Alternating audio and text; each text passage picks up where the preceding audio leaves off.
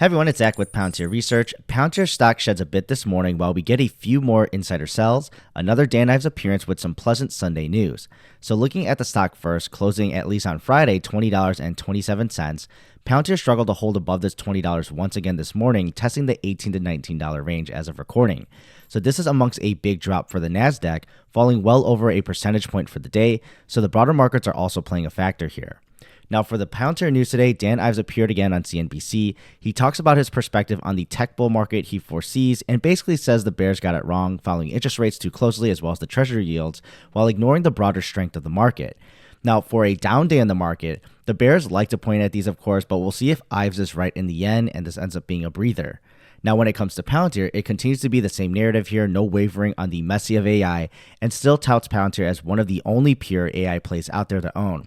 So in my own opinion here, I just like adding, I believe this too with Palantir being a strong contender in being pure AI because of their products and how they build on each other as well and work in conjunction along with the AIP platform. The angle that Palantir has into the AI market is unique with their infrastructure play and plays with all the major cloud providers operating on a separate layer and truly acting more as an operating system rather than a tool.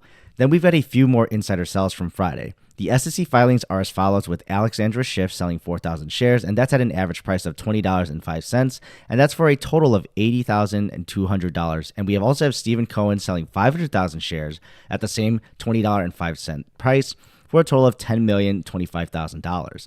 So these are the Form 144s, and the Form 4s will come out in a couple days per filing requirements. Then the news I kind of covered on Sunday here, but not in an official Palantir Daily yet. And this is for the folks who don't go onto the live streams or watch my random live stream cut videos on Sunday.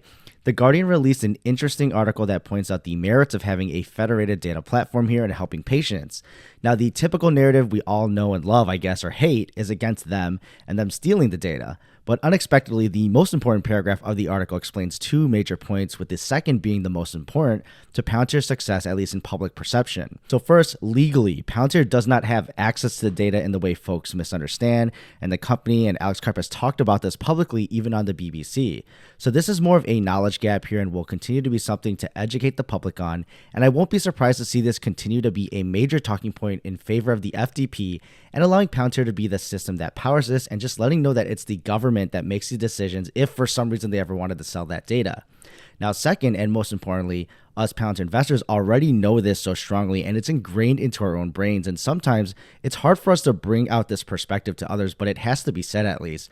Palantir's incentive structure has nothing to do with gathering and selling data here, and they've never done it their whole business. Their whole reputation and way of doing business relies on this factor here, and that they don't need to access the data to sell because they work with the most important institutions in the world. This is for government, militaries, and non-military organizations, as well as large enterprises around the world. And they point this out here, and the incentives just aren't there for Palantir to be a bad actor in this false narrative that was spread around during the awarding of the FDP contract. So that's my SparkNotes version of that article here, and if you're interested in my live stream version or the cut version from the live stream, where I go a little bit more long-winded and trying to give the raw thoughts there, check them out over here. But thanks for tuning into this Palantir Daily, and I'll see you in the next one.